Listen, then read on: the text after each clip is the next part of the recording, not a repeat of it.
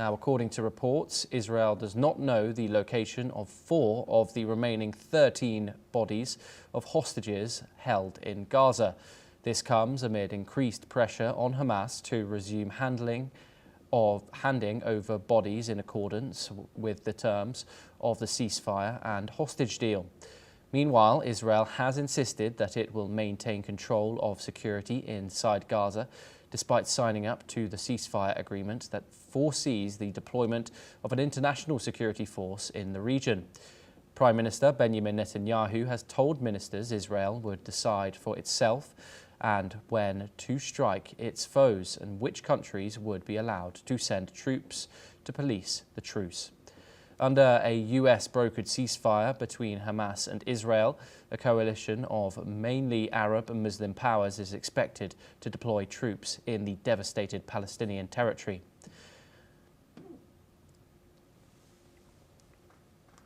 Now we move on to some further updates. Meanwhile, according to reports, defense officials have told Israeli lawmakers that the international force that will help stabilize Gaza is likely to include troops from Pakistan.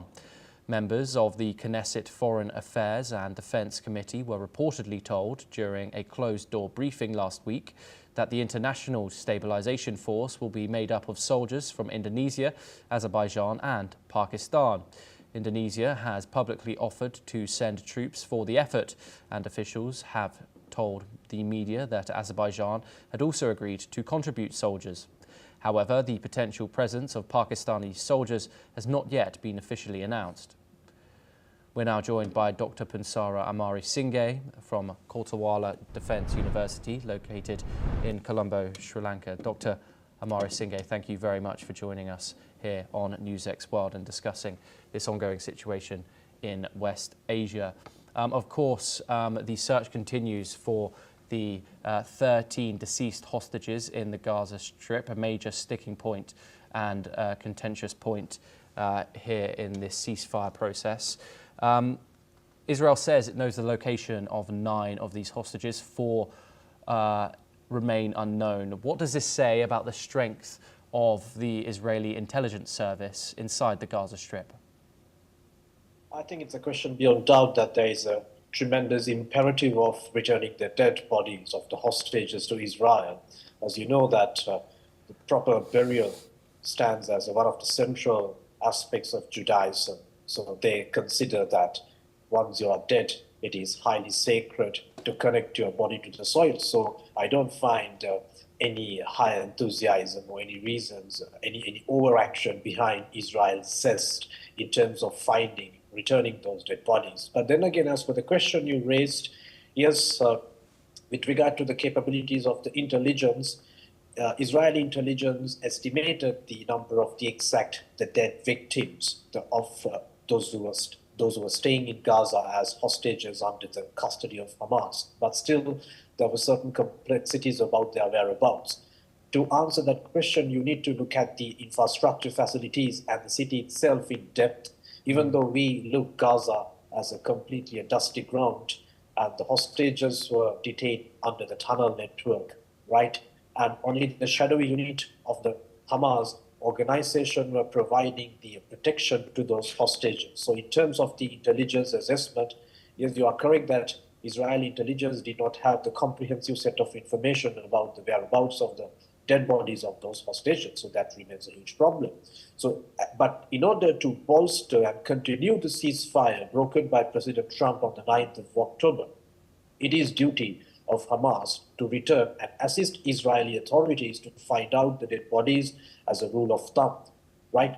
Because if Hamas is not going to cooperate with the authorities of Israel, definitely this ceasefire agreement can be deteriorated at any moment. Yes, and Dr. Amarasinghe, moving on to Benjamin Netanyahu's statement that he has made today. He has insisted, contradictory to the ceasefire agreement, which has his signature on it, that Israel will maintain control of security inside Gaza, despite putting his signature on that dotted line.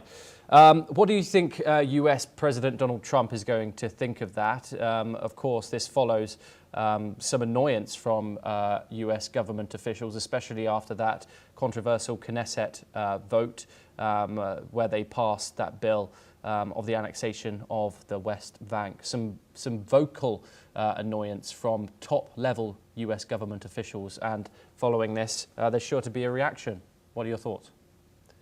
But I think my thoughts are quite simple. You need to clearly understand that the disarming Hamas stood as the primary objective of the ceasefire agreement broken by President Trump on the 9th of October.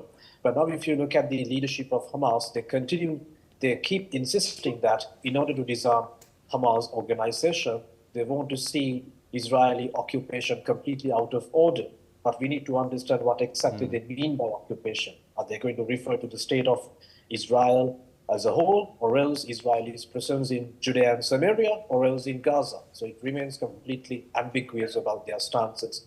So with all these trajectories, I don't think so it's rational to believe that the Israeli will step down from its military activities surrounding Gaza. So that is one of the most important factors. Even the President Trump himself has clearly stated pretty recently that he's quite appalled by the lethargy of Hamas organization in terms of the disarmament. So disarming Hamas is the #1 priority to vitalize every aspect of the ceasefire agreement. At the same time, we should not forget that there is a kind of a stir going on that of the involvement of the foreign troops to rebuilding Gaza, right? So there is a kind of a negotiation whether Pakistanis would be included in this rebuilding process. At the moment, I think you clearly mentioned Indonesia and Azerbaijan have acknowledged that they would be participating in the process, but there is a kind of a quite twilight side from Islamabad.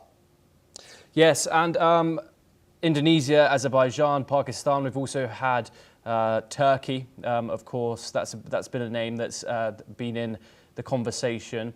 How do you assess those names as possible candidates for being on the ground in Gaza and being there alongside Israeli troops while Gaza is reconstructed and stabilized? Well, I think in accordance with the 20 plan, the 20 resolutions made by President Trump, if you look at the candidates on the list, countries such as Azerbaijan and Indonesia can be possible actors who can play a crucial role in terms of rebuilding Gaza. Even if you look at Azerbaijan has been maintaining a very good rapport with Tel Aviv in the recent past. But I have my second thoughts about Pakistan that has to be understood as a ground reality. Because if you look at the diplomatic relations between the two states since the inception of their nation states in 1947 and 1948, Pakistan had maintained quite a hostile approach to Israel. And when Israel was on the way of independence, when the United Nations appointed the Committee of the Partition, Pakistan blocked it at the United Nations. And during the Six-Day War in 1967, it was reported that one of the Pakistani pilots had shot down an aircraft of Israel. Right? So there is the diplomatic stances between the two countries. So I think that will be quite a big question mark if Pakistan enters the game. Okay, Dr. Amara Singh, do stay with us. We have further updates from the region. The Israel Defense Force says it has killed 3 Hezbollah operatives in Israeli strikes carried out in southern Lebanon. The IDF announced that the strikes targeted Ali Hussein al-Massam, responsible for weapons purchasing and smuggling between Syria and Lebanon for Hezbollah, and Abd Mahmoud al-Sayed, who acted as Hezbollah's local representative to residents of al-Bayada. The strikes come amid ongoing tensions along the Israel-Lebanon border and violations of the November 2024 ceasefire. According to reports, the operation coincided with a visit by Israeli Defense Minister Israel Katz to the Lebanon border, where he was accompanied by US Deputy Envoy to the Middle East, Morgan Orgatus. Katz's office also said that IDF commanders briefed both individuals on the strikes during their tour. Now, Dr. Amara Singh, of course, this ceasefire has been in effect since last November. However, we have seen countless strikes by the Israeli Defense Forces into mainly southern Lebanon, where we have seen multiple fatalities, where Israel have claimed to have taken out Hezbollah operatives across the region. Does this not completely destroy the ceasefire that was signed in November? And why isn't this escalating more why isn't this escalating more? I think the ceasefire has been completely fragile since it came into effect. And you need to fathom the whole context based on the strategies adopted by Tel Aviv towards Hezbollah. And we need to understand there has been a major shift of Israeli strategy towards Hezbollah, which is a kind of a paradigm shift. They were initially taking deterrence policy, but now, after 2024, mainly since the inception of the ceasefire agreement, they have been adopting quite a dual approach, right? So they are maintaining the ceasefire agreement. At the same time, simultaneously, they are systematically degrading the group's military capabilities through targeted strikes. So what you are discussing today is simply an offshoot of this targeted strike policy adopted by Israel. So this is a kind of a rule of thumb, and they continue through the persisting strikes, and also they have debilitated the Iranian influence over the region. And Hezbollah completely has lost its military capacity for the past few months, especially since the assassination of its leader, and even the current assassinations, the targeted killings are adding one more brick to the downfall of Hezbollah. And also, we should not forget the fact that Tehran is not in a proper stable position to back its allies to sustain their military glories. Some great insights there. Dr. Pansara Amarasinghe, thank you very much for taking the time and joining us. We now stay once again in the region, where in Lebanon, the United Nations peacekeeping mission UNIFIL says one of its patrol came under Israeli fire near the village of Kirafila. According to UNIFIL, an Israeli drone dropped a bomb close to the patrol, followed moments later by tank fire. No injuries nor damage were reported, however. The mission condemned the incident as a violation of UN Resolution 1701 and Lebanon's sovereignty, warning it puts peacekeepers at risk. This comes as Israeli strikes continue across southern and eastern Lebanon, despite a ceasefire. We now move on to some further updates, where the Kurdish militant faction, the PKK, has announced a withdrawal of all